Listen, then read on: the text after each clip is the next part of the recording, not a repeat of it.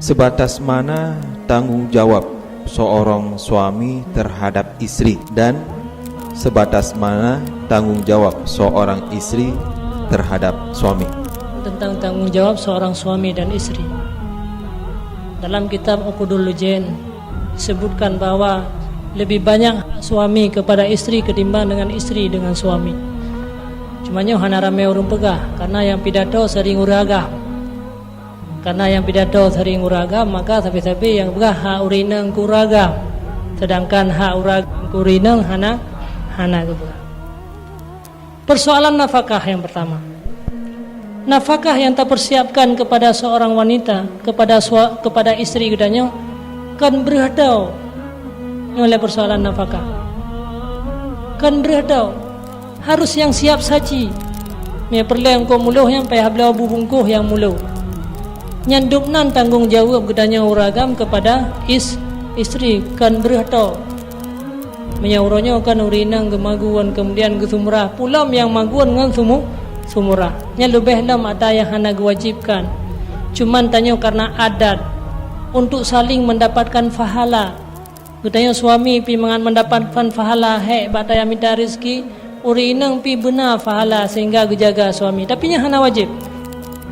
Yang kewajiban yang hakikat mana? Makanan yang siap saji. Miaideh ke roti. Jadi kan tupung yujuk ke urang inang. Bahkan engkau masaknya urusan gedanya uragam. Siuro katanya hana dapat buat itu dosa kepada suami.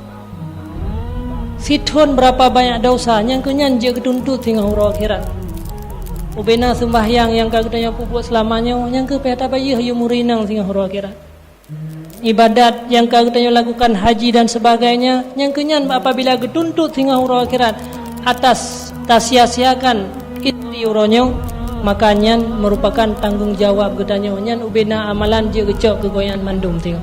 Yang kenyan yang lun pegah menolam hadis tanya termasuk uru-uru yang bangkrut. Ibadat apa buat na sembahyang ti uro tapi hotel uro kira tengok je ke urang yang bangkrut.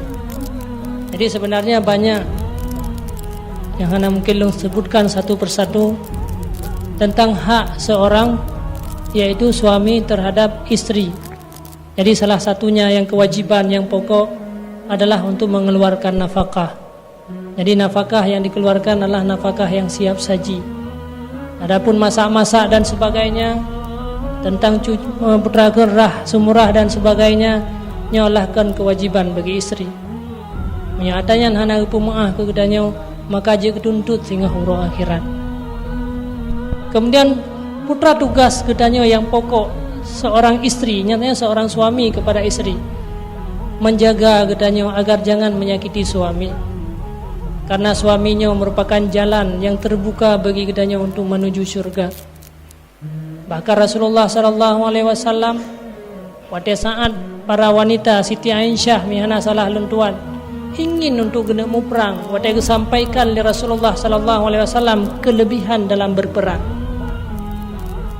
Ya Rasulullah, uragam mangat terbuka pintu dia menuju syurga dengan peperangan. Tapi kamu putra, maka Rasulullah menyampaikan, menjaga suami, menjaga menyakiti suami, itulah merupakan pintu, itulah pahala yang diberikan bagaikan orang yang berjihad. Jadi gedanya tak jaga nafkah kepada istri, kemudian istri juga menjaga diri benar-benar sampai menyakiti suami dan nusyud, berpaling daripada suami. Yang paling kurang nusyud watai gua muka hana remeh sagai muka. Bengeh watai gua suami dan yang hana remeh bengeh tu. Masham muka bahasa ino. Yang juga termasuk nusyud kita kepada suami, itu berdosa kita. Di yang lain mungkin lebih lam hana Tuhan sampai.